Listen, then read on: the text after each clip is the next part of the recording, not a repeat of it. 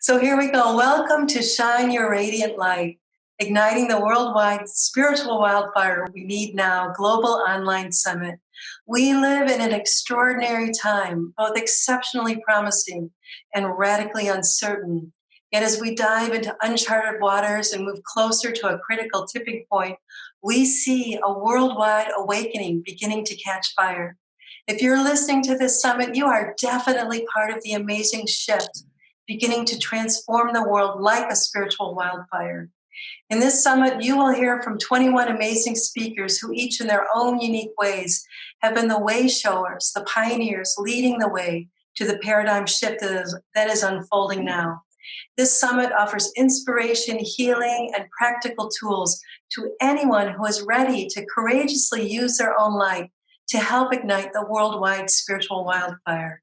Together, we can create a new world based in compassion, wisdom, justice, and joy. My name is Joan D'Argo, and I am your host, creator, and producer of the Spiritual Wildfire Summit. And I want to extend a warm welcome to all of you. Thank you so much for registering for the summit. And today, I am so honored and very excited to interview Brooke Medicine Eagle. Brooke is a legendary earth keeper, a wisdom teacher, mentor, healer, visionary, singer-songwriter, shamanic practitioner, catalyst for wholeness, and sacred ecologist. She is the best-selling author of the Native American literary classic, Buffalo Woman Comes Singing, and of The Last Ghost Dance. She teaches internationally, and over the last 35 years, her many music recordings, teachings, writings, conferences, appearances, and wilderness spiritual retreats have touched the hearts and minds of people all over the world. In January of 2000, in recognition of her remarkable contributions in bridging cultural gaps in our world, Brooke Medicine Eagle was one of 30 people to receive the special Magical Blend Millennium Award, along with the Dalai Lama, Mikhail Gorbachev, Jean Houston, Oprah Winfrey, Deepak Chopra, and others. Her topic today is the fire within. And Brooke, I just want to say so many thanks for accepting my invitation to participate in this summit. I know that you're on an international speaking tour, visiting almost 20 cities right now in Australia and then heading to Europe. So many thanks for taking the time to fit this interview in. Well, thank you very much. It's an honor to be with you, and I'm thrilled to have a chance to share with all of you out there. And I just want to greet you and say good morning. I'd like to begin with a song and then a prayer as we begin. Thank you. Hey, hey, hey, hey, ya, hey, ya, ho, hi, ya. Hey ya, hey ya, ho, hi ya. Hey ya, hey ya, ho, hi ya, ho, hi ya. Hey ya, hey ya, hi ya. Hey, hey, hey, hey ya, hey ya, ho, hi ya. Hey ya, hey ya, ho, hi ya. Hey ya, hey ya, ho. Hiya, hiya, oh, hiya, hiya, hiya, hiya, hiya. So, Creator, Great Mother, Father, we are so blessed to have this opportunity to reach across the world and share hearts. So we give great thanks for that opportunity and all those who helped put this together. I ask today that I be a hollow bone, a channel to bring through the true healing, which is yours, Mother, Father, Creator. And so we ask for the highest and best, much more than just the words I can share in just these few minutes we have. I ask that what comes through be of service and benefit to all who hear it, that they may step forward into their beauty and into their best offering, so that we can all make a positive difference for the sweet and beautiful Lady Gaia on whom we live. So we begin this morning with gratefulness. Thank you. Oh. All my relations. Thank you. All right. Well, one of the things I like to do is begin with a meditation. So I would love to have you all just get really comfortable. See if you can sit in the way that you can breathe deeply into your belly and your back, and relax, and just allow yourself to close your eyes if you'd like, because I'm going to take you back to the beginning. I'm going to take you back to the beginning when nothing was yet made manifest in physical reality. And so in the beginning, there was a deep, dark void. Nothing, no thing existed. That deep, dark, velvety void was the womb of the Great Mother, the birther of all things. It's spoken of in all our spiritual traditions about that deep, rich darkness, that void that was the beginning of all things. And yes, the feminine, the womb of the Great Mother. In that womb, the seeds, the potential of everything that ever would be. And yet, there was nothing. And out of nothing, the Great Mother, whose womb is love, called the Father Light into that womb of love. And when the Great Mother and that Father Light joined together, love and light, a passion arose, an incredible passion to create beauty. And out of that union, out of that joining, life, physical life, began to pour forward into the world.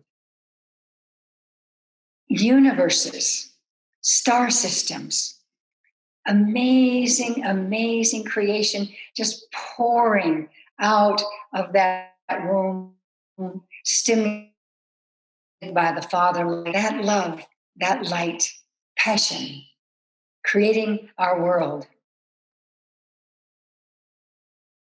And you as well were created then before you had a name. Your life, your eternal soul was called into being. That soul that has everlasting life, living lifetime after lifetime, experience after experience, perhaps throughout the whole universe. You keep moving forward, growing forward, learning, becoming more and more fully who you are. And who you are is the Great Mother and Father. That is who you are, the love and light of the Mother and Father, manifesting itself in myriad forms. And you are one of those. And each thing in the circle of life is one of those. And so let's take a journey back to touch deeply into that great womb that was the beginning of all things, that holds all things, that contains all things. In the womb is called skan. And in my experience, it's something like static electricity, like enlivening and lightening up the liveness and the awareness that lights up even our own lives, this physical earth robe, this body, the mother's love and the father's light combining to make who we are. And so I'd like to take you back into that womb, into that beginning. And so allowing your body to simply rest where it is. Let your consciousness rise up. Let it rise up as though it's in a golden bubble that moves very quickly up and up. And you're looking down now on the place that you're sitting and looking down on the area around you. Looking down as you go up further and further and further and further up, you see all around you. Perhaps the whole country, the whole land, all of the bioregion and the area you're in, and out and out and out you go, and out further and further. You see the oceans, you see the continents, you see the horizon, the rounded horizon of the Mother Earth, and you move up further and further, and you see her spinning under you. And then you leave her looking out around you. You see little Mars, little red Mars, and Venus, and the great sun that's our sun, and the Saturn, the rings of Saturn, and you're moving out through our planetary system and out, moving quickly and easily and comfortably in this golden bubble that you're carried in. You go out and out into our Milky Way, that amazing spiral, spinning spiral of beauty where we reside, and out through that starry cloud-filled stars, out, and you begin to see the great galaxy Andromeda, our neighbor, and out beyond that, and out into the space, out into the larger home of our universe. And you pass star systems and nebulae and, the places where stars are birthed, and out and out. And what's interesting is that as you move out, you see spiral galaxies, some close up and getting smaller and smaller and smaller, looking smaller as they go into the distance, down until they're the tiniest, like the head of a pin. And you realize how big and how enormous this place is that the great Mother Father created. And you continue your movement rapidly now, going back in time, you might say, back, until you come in to the womb of the great Mother. And allow yourself to simply rest. This is the place of the deep feminine,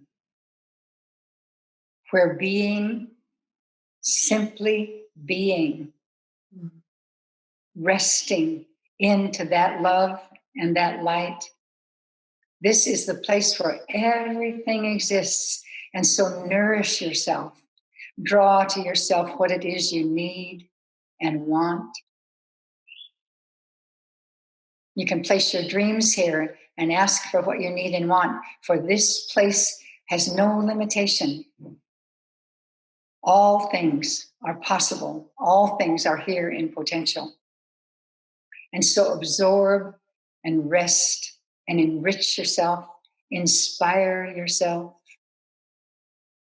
with the light and love, the wonderful energy that's here. And as you rest there, your body back where you have left it seems to open, to be able to receive more. It's like there's more light between the cells. And so a great song is sung. It's the Mother's song. And that song vibrates just like a little hum. And that hum shakes loose anything old or hard or calcified, anything toxic, anything not needed, anything not beneficial, anything not needed right now, good, bad, or indifferent. Letting go anything that burdens you, inviting in lightness. That song, a song of love and clearing. La la la la la la la la. La la la la la la la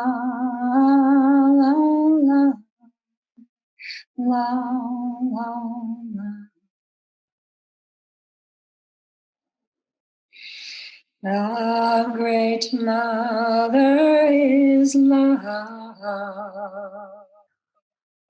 and the Father is light. As they join together, comes forth all life. La la la la la la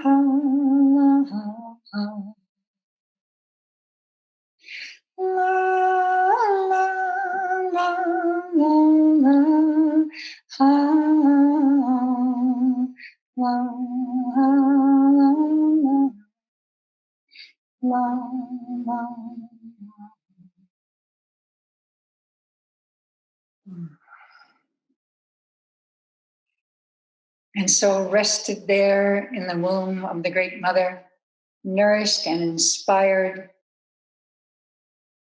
you then can drift back, lift up from that quietness, that place of nothing, of no thing. You can find that again and again through a simple prayer that might be like this: Great Mother of all life, take me to that place deep within your womb where I can be and know nothing and be reborn anew. Divine Mother of all life, take me to that place deep within your womb where I can know and do nothing, yet be filled with richness, inspiration, nourished, rested, healed, given creative ideas, and then reborn anew to move back into the activity and the doingness, the masculine side of my life. And so you drift out from that great womb, out very quickly now, out through these universes, the beauty around you. The mind hardly can imagine how big it is, what the Great Mother created, the Father created together in their passion and beauty. And so you come very quickly then moving back through all of that beauty and back and back and back. And through all these galaxies, you begin to see the beautiful Andromeda. And I like to think of something Carlos Castaneda said to his teacher, Don Juan, the Toltec teacher. He said, when I'm out in all of these universes, I now understand that I am connected to and can be in all of these amazing places. But how do I find my way home? And Don Juan said, oh, that's easy. Earth is the sweetest place. Earth is the sweetest.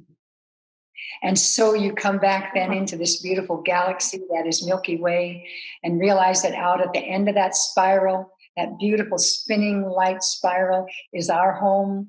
And down then into you seeing Pluto and Jupiter and Saturn, all of these beauties, and coming down and down past the moon and coming right down and seeing this stunningly beautiful planet, this Lady Gaia, this green, blue, gorgeous being.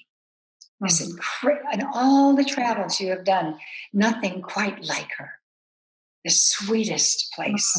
And you're coming back toward your home. And you come down and down, coming down and down, and closer, seeing the edge of her horizon, and then aware of the continents and the water, and coming down and down and down and down. Coming back now, coming down. There's coming back into your body, which seems lighter and cleansed with that beautiful song of the mother. And so you come back filled and nourished and enriched, coming back to yourself and knowing yourself as part of, made of, one with the whole and holy womb of the Great Mother that contains all and everything. And so let yourself come gently back and open your eyes, just gently. And all continue on as you come back into your body and become more aware of the present moment. So I want to talk to you just a bit about one of the Great Mother's wonderful teachers. Okay. She came along 20 generations ago to the Lakota people, bringing the sacred pipe, the Chinupa. And that pipe that she brought represents this teaching, this wholeness and this holiness. She said this red catlinite bowl is the womb of the Great Mother, holds everything. Absolutely everything belongs in this bowl. And so in that ceremony, we acknowledge that everything belongs. Every tiny insect, every star, every person, every being, everything, every stone, all of it is welcome in that bowl. All of it belongs there. All of it lives there.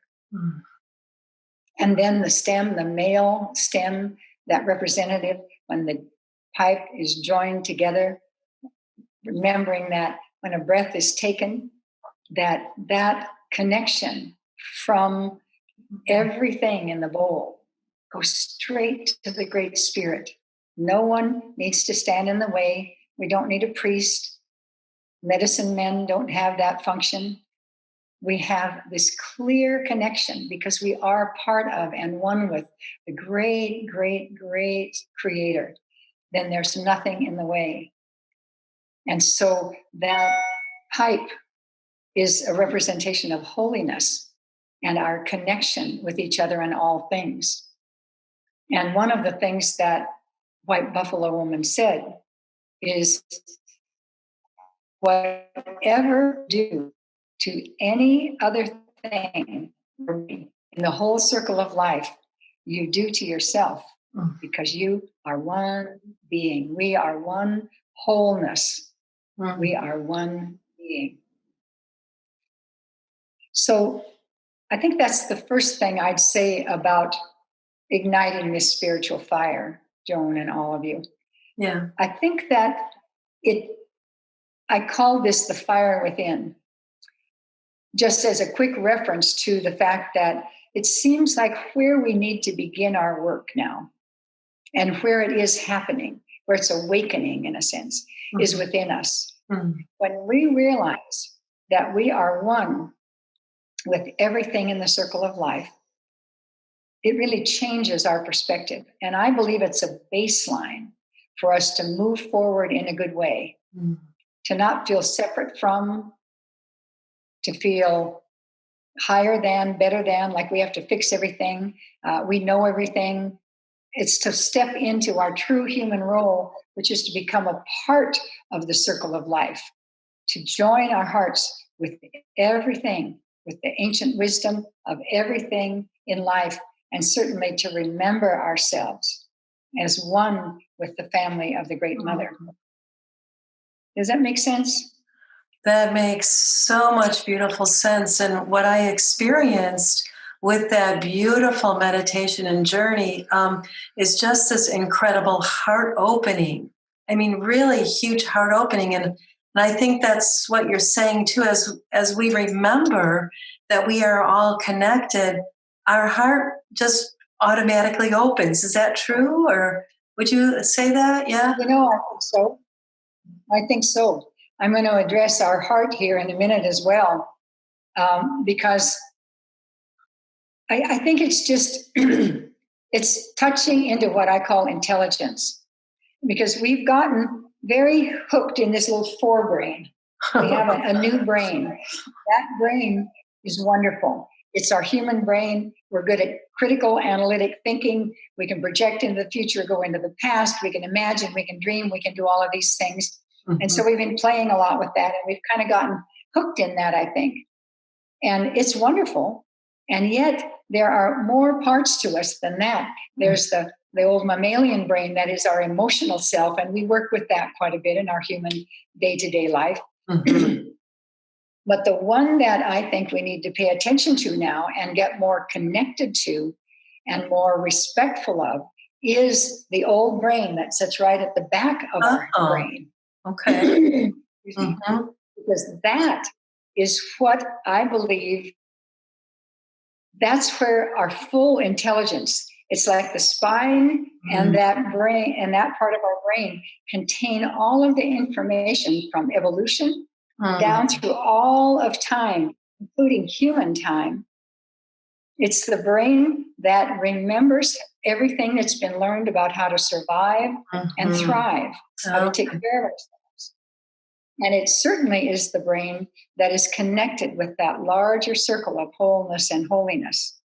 And it's a wonderful place to spend time, in a sense, and to honor, because while this forebrain can think or do 2 or 3 things at the most, that deeper brain is running everything. It's the whole function of our body, the million things that are going on, from our breath to our hormones, to the blood, to the balance, all of the things that are going on, everything. And all that deep wisdom and knowledge are there in that part of ourselves.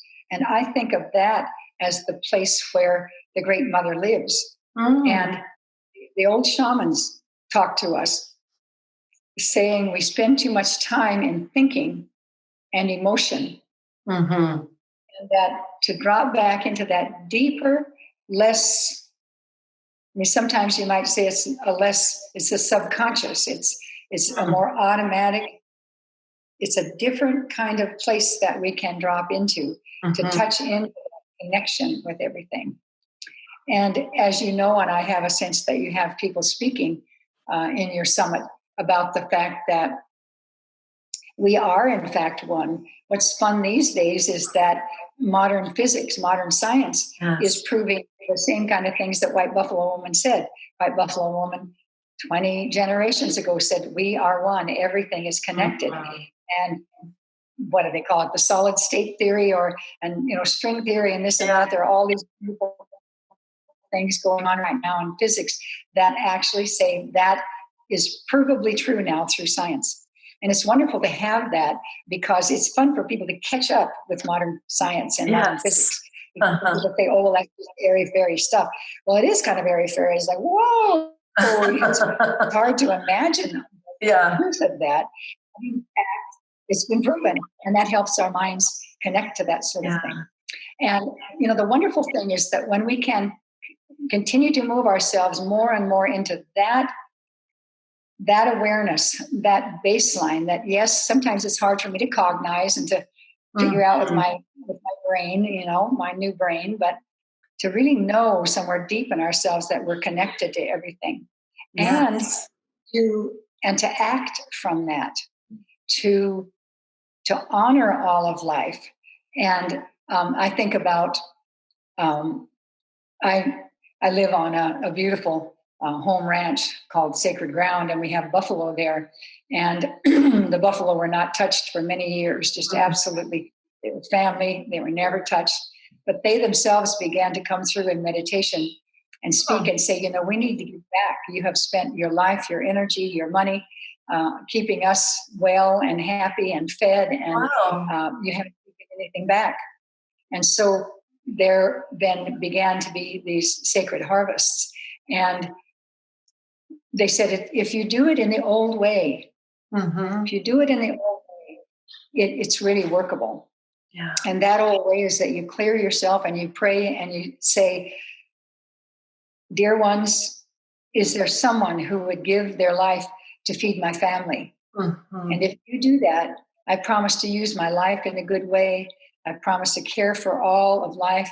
I promise to give my life in a good way and use your energy in a good way to forward things. Beautiful. And they would go out then and sit on a hillside or sit in an area they thought something might come by. And when that animal came, they looked it in the eye and took that moment. It's like, yes, and if the animal just stood and presented itself, then they felt that it was presenting themselves to be taken, or itself to be taken.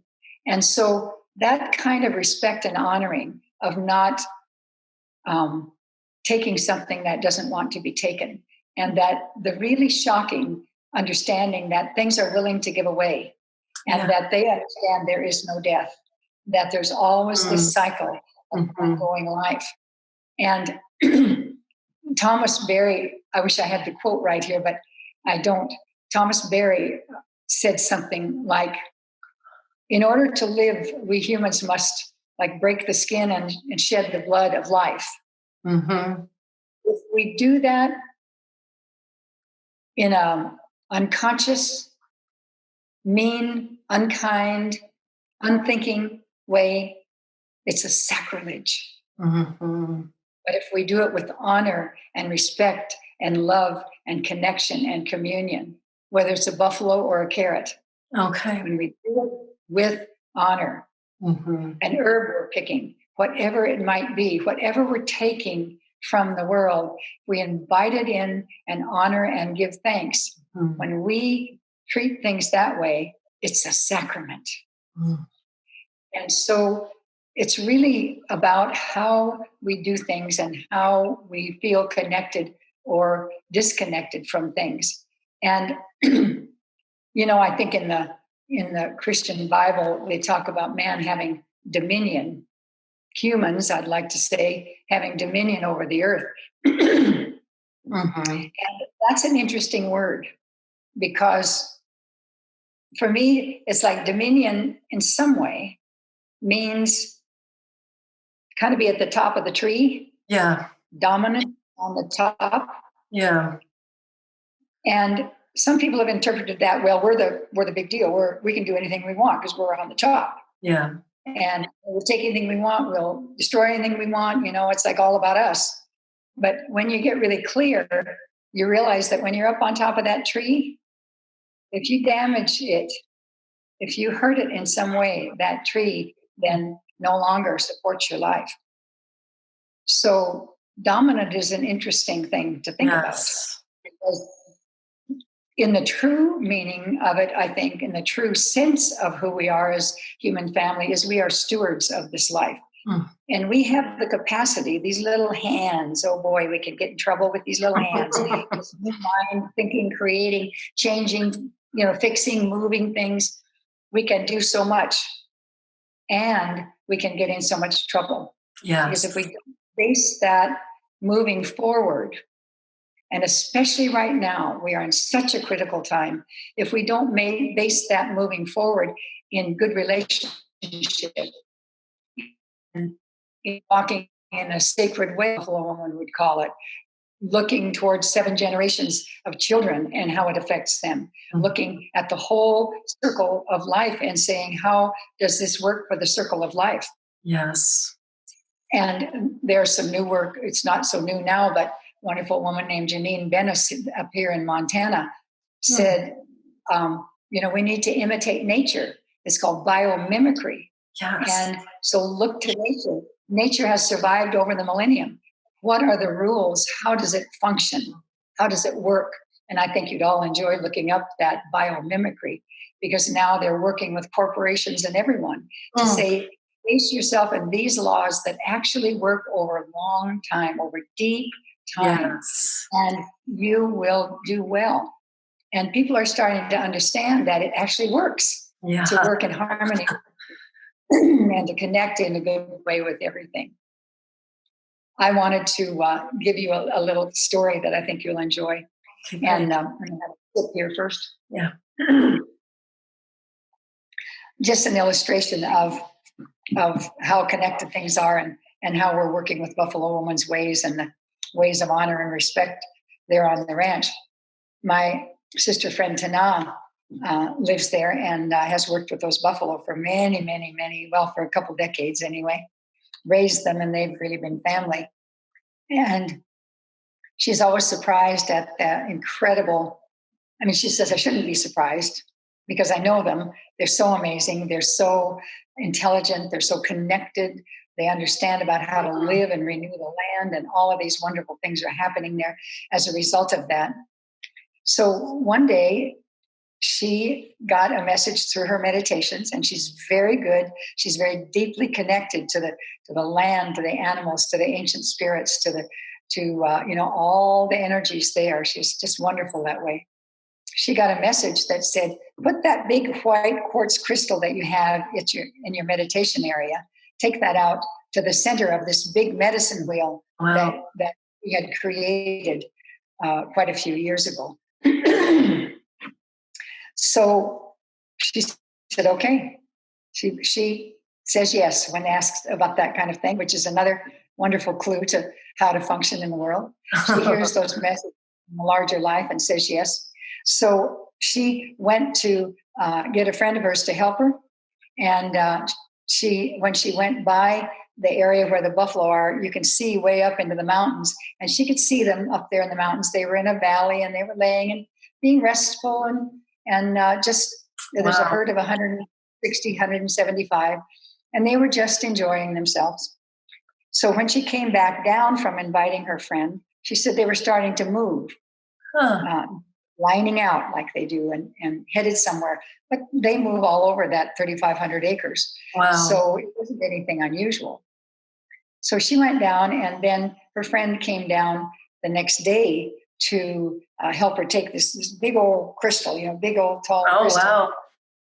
Carry it out to they probably took a 4-wheeler and went out to the big medicine wheel. And when they arrived at the medicine wheel, there were 160 wow. on wheel. Oh.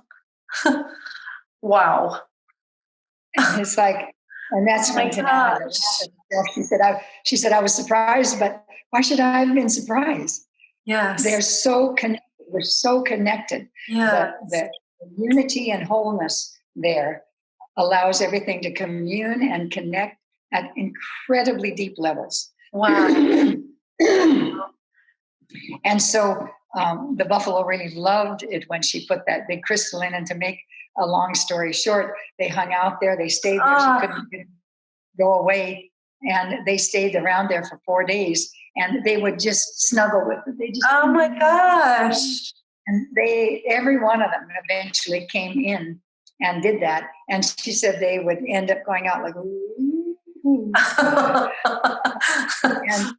her guides told her that what had happened there is that a great portal of light had been opened up. Oh, beautiful. And that came both from the Mother Earth and Father Spirit moving up and down. And that the buffalo were there to feed them.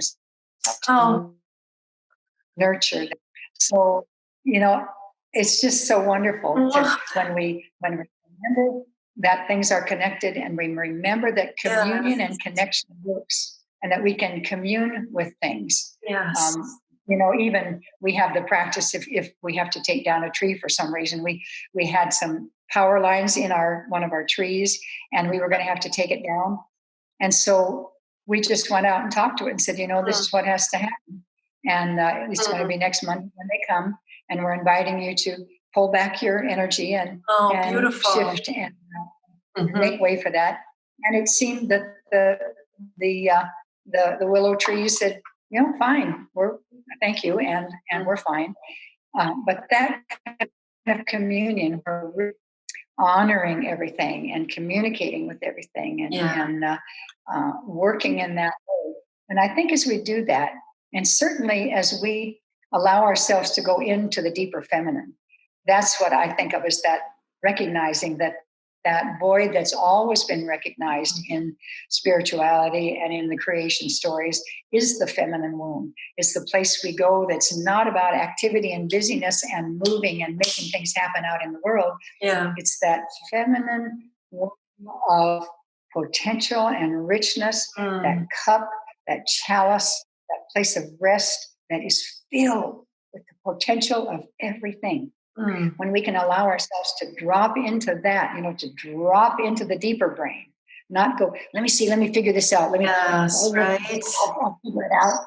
Mm-hmm. I think when we can drop back and really allow the deeper wisdom that lives inside ourselves, to really invite that deeper wisdom forward, to invite the light and love of the Mother Father to come forward and bring things into our lives, to bring inspiration, bring creativity. And interestingly enough, that is what women do in traditional societies, and now in the more modern moon lodges and red tents. they're starting to understand, and I teach a lot about the fact that when you go 4 days into your menstrual lodges, into your moon lodges, Mm-hmm. a couple of days of that at least is about quieting into total silence and asking the Great Mother, Great Father to send through you when the veil is the thinnest between humans and the great mystery, to send through what we need for our people. So it's about bringing through the great wisdom rather than trying to figure out with our little mind and our little experience what's happening. Right.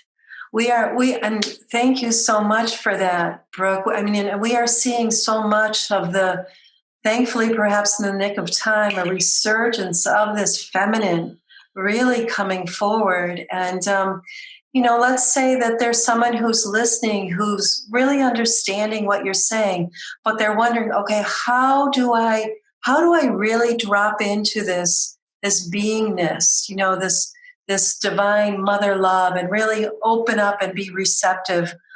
What would you say to someone who's wanting some guidance on that? What I do is I just do that little meditation. I try to take some time, every day and remember, drop back into that quiet, drop back into that womb, drop back into that place where every potential exists. And I like the idea, I need to know and do nothing. It's like to clear the deck and allow oneself to be filled with that wisdom, that source, resourcing themselves to go back to that wisdom. And I think that's what's challenging about the sort of patriarchal, busy way we've done our lives for both men and women. We've been out there active, busy, do it, take it, handle it, make it, force it. Right. And we haven't stepped around the other side of the wheel, which is that feminine rest, renew, deepen, let yourself be inspired, let creativity come from the deepest, richest, most connected to all things place. So I think a simple meditation like that, and really honoring. Beautiful. And the other piece is to just, even in, it's like our forebrain in a sense, but to remind ourselves again and again and again that we are the great life alive in our, that spirit, that creator, it's hard to even say in English what it is, but that life, that aliveness is the great spirit. It's what theologians talk about as God being immanent rather than transcendent. Yes. Immanent, that life of God, which is everything. I think everyone says, well, God is everything. So it stuns me when they don't think that me too. It's like, yes, it's every one of us. It lives in every one of us. I've been looking at the Gospel of Mary Magdalene, the Book of Mary, and other books that have now been found. And her basic message again and again and again and again, which was also, I believe, the primary message, was that the Creator lives in you as you. And that from that place of remembering that, yes, I have that great life in me, and I am that. And I can bring, it's the great mother seeing through my eyes. It's the great mother's love extending through my heart into the world. Just to remind ourselves again and again that that's who we are. Brooke, I love how you're saying that, because you keep using the word remembering. And it really is a remembering, isn't it? Because it's already within us. Probably it's part of that mammalian brain that goes way, way back. It's already within us. And we are beginning to wake up to that too. And if there is enough of us to really remember and wake up, would you say that there's truly nothing that we are incapable of doing, that we really can turn things around? And would you say that? I think so. Can you give me a sense of what time it is? I don't have a watch down here, and I want to cover. I think we're like about 45 minutes into an hour. Okay, well, I better talk about this other aspect now. So, I believe you're absolutely right. And I want to talk about the other, and even to broach this subject is hubris, really, with this amount of time. But what we need to realize as well is that the one of the other aspects, in a sense, an aspect of that great mother in us is love. Mm-hmm. That we are love, that we're made of love. We're made of love and light, and that love is the baseline. If we can act from love into the world, then I believe that answers all the questions in a certain sense. Mm-hmm. But one of the challenges we've had, I think, is that sort of masculine patriarchal systems at their negative end have co-opted many of the teachings that were very, I think, very feminine, had a whole element of balance, masculine and feminine, when some of these great teachings were brought forward several thousand years ago, and certainly before that, about love and about connection and holiness and respect and honoring and all of that. Yeah. They were co-opted, excuse me, and in a sense, taken out of our realm. It's like, well, in order to be loving, to achieve that, you need to be unconditionally loving all the time, just like the great masters. Well, right. I'm not there, I can tell you that. And so I think we might go, oh well, that's for the guys that, that's for those guys that really know how to do that. And I guess I'll just kind of putter along. But what's true, and what I really want to say to you, is that in your body, in your heart, that great love lives. And you're having love poured into your body every moment of your life, from the Mother Earth, and Father, from the Great Mother. All of that, the energy of life is that love. Mm-hmm. And so I want you to do something with me. Will you close your eyes? And I want you to think of a time when you felt love. It's like, it could be anything from the moment you're, remember to now. It could have been sitting in your grandmother's lap and, oh my gosh, you just felt so loved and nurtured and held. Or it could have been any moment in your life, including loving someone else. Perhaps you're holding a baby child in your arms. Perhaps it could be a puppy, your best pal, your dog, wherever you feel love, it doesn't matter. But take a moment, find one of those moments where you can feel your heart just really sensing that you're feeling love in your life. Just a moment, doesn't have to be a long moment even, but you just kind of feel that sense of love in your body. And then when you have that, bring that image up just like it's right now at this very moment. And when you feel that in your body, find out where in your body that physical sensation is of love.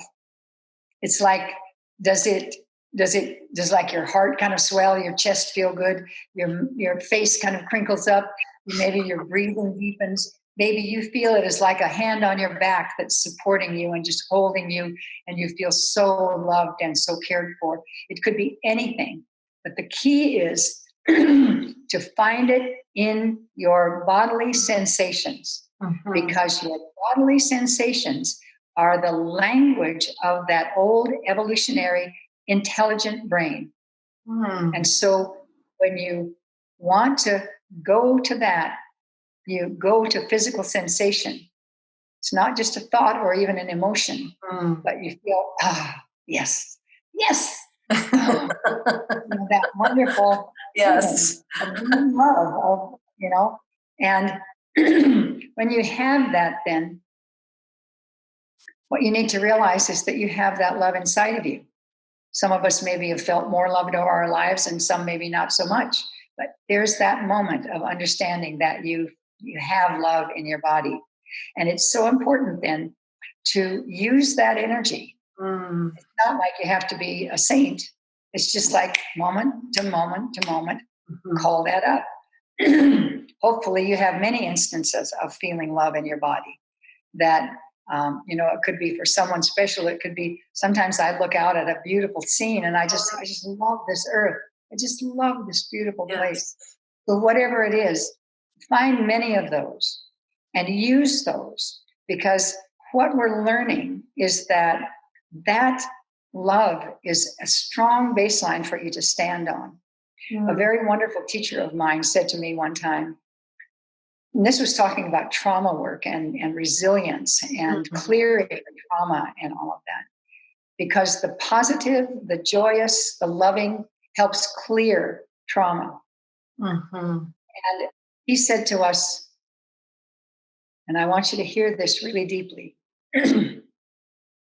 love felt in the body is the most powerful resource a human has. Love felt in the body is the most powerful resource a human has.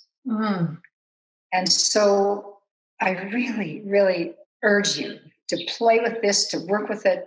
You're driving down the street, you can send love to the flowers. It makes them grow better. I mean, all these scientific studies show that if you're kind of mean and grouchy towards something, it shuts down. You're happy and joyous and thrilled. And I love this. It just opens up. And that's the case with every single thing on this earth. Love works. Love transforms. Love uplifts. Love awakens. And love makes us safe. And so I believe that healing and transforming and all the connections that love is about connecting and joining and harmony and all of that energy will give us the foundation we can stand on. It's the tool, the power we can use to move into this new time.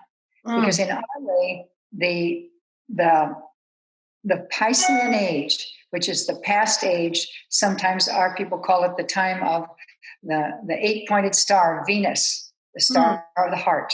That time, that age, which is 2160 so years, that age, that Piscean age, was about finding the path with heart. It's about finding that heartful way of being in the world. And when we find that, when we can walk forward with that, when we join together, when we add energy together, when more and more of us are doing that, all of a sudden there's going to be an incredible possibility that helps us move into, I believe, new ways of healing, new ways of creating energy, new ways of doing everything that we do in the world, and certainly ways of healing and clearing some of the negativity that's been here. So in our way, it's said when 144,000 rainbow warriors hold the light will awaken for all. I used to think that would have to be 144,000 of us being perfectly, unconditionally loving at every moment. But, well, evidently we aren't there yet. But what I think now, and what I'm going to say to you, is that I believe that 144,000 can be any one of us at any moment. It's like if I'm holding love and Joan's holding love and you are, and 144,000 of us are holding that absolutely radiantly joyous, wonderful love at any moment, that will flip the card. So it's not about being a saint. It's not about being able to do that all the time. But the more we do it, the more we do it, the more we choose that, the more we invite that into our lives, the more we condition our brain and our life with love and with reaching out with love and connection and caring and all of that, then I believe we walk forward into a new time. And that's Aquarian time. It's the time of the 9-pointed star, the star of the throat, where we are actually bringing up and vibrating into the world that loving energy. And we're bringing up and right out through our arms and our hands into the world. We are bringing love. And it's just so workable. And we haven't been taught that. So I really invite you to work with that. I mean, wouldn't it be great to be in love? If you start working with that energy, you're just in love all the time.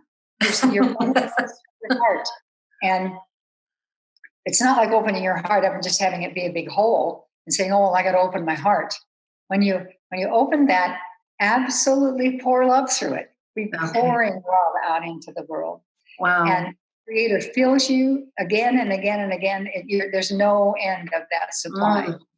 So you're either doing it and having this wonderful experience of it, or else you're being stingy. Because you don't have to wait for somebody to love you or somebody to do something outside for you to feel love. Love is your nature, and you can find it in yourself. So that's one of the more important things too, is to understand it's inside. It's not about waiting for love, waiting for something from outside, having to figure it out from outside. It's an inside job. The fire within us, the love within us, the aliveness within us, the great Mother Father's life living through us into the world is the baseline from which we'll do this new dance. And I think it's going to be more and more and more joyful. So absolutely beautiful.